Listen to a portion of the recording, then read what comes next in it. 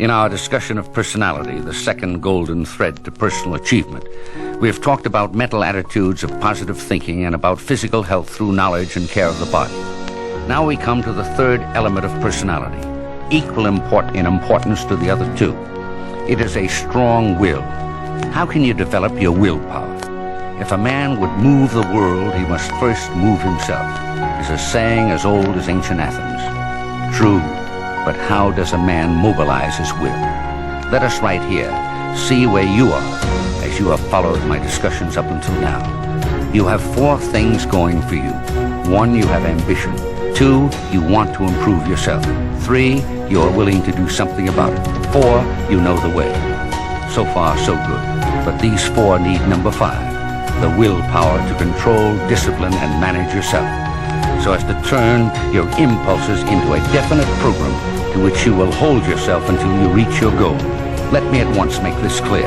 The willpower required to carry you through can be developed. What is the will? It is to all our other faculties what a commander-in-chief is to the other members of his staff. When we have consulted all of our senses and weighed all considerations in our minds, there comes the moment when we have to decide. It is the will which says, this is the decision. It gathers together the whole man and sets him into activity. The will is the man is the will. The will is the whole man in action. This brings us to an important point. You cannot look anywhere except inside yourself for the will to shape your life the way you want it to be. Nobody outside can do it for you. It is your will, and your will alone, which can make you. This leads me to a definition. A man of will is a whole man concentrated on one achievement. You can develop such willpower by 3 stages: self-control, self-direction, and self-fulfillment. Self-control has 2 aspects: control of your thoughts, control of your temperament. I begin with control of your thoughts because the deepest level at which you confront yourself is in your mind.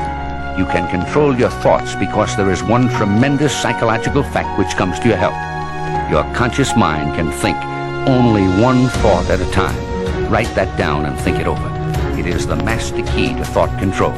You can stand sentinel at the gate of your mind. Here are the 7 steps.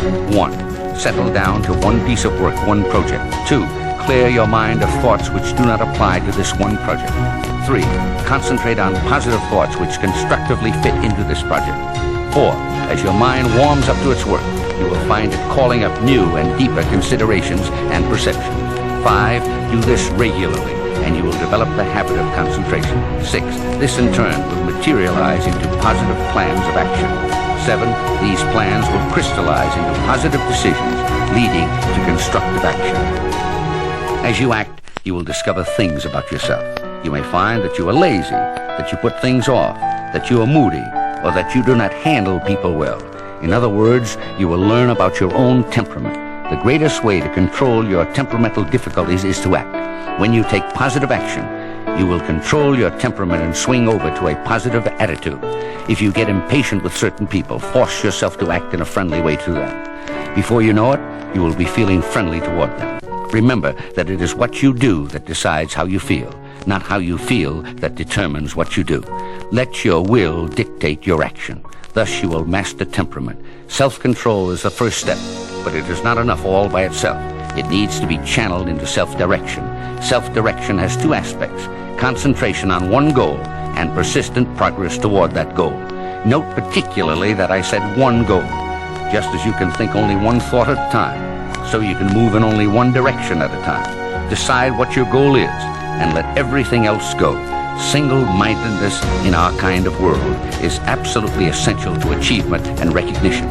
With your single goal in mind, map the path to it, and make sure that every day you make some progress toward it. Your will must issue every day the order of the day. Get each day's work done. Make each day add its mile to your progress. Concentration on one goal, definite advance toward that goal every day. These are the elements of self-direction.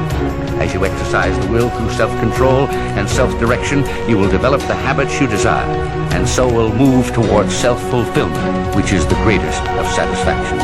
These are the steps by which this comes about. First, by exercising the will, you strengthen the will. Thus you develop reliable character and achieve your true self.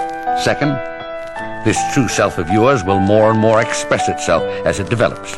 It will gain confidence, take the initiative, and find its own original ways of meeting new and old situations. Third, it will maintain itself against the world. You will dare to stand on your own feet, act on your own convictions, maintain your own dignity. Fourth, you will work with the world, secure in yourself, and recognizing that you must come to terms with the reality of the world in which you live. You will learn how to balance your personal desires against the necessities of living, and thus win success and fulfill yourself at the same time.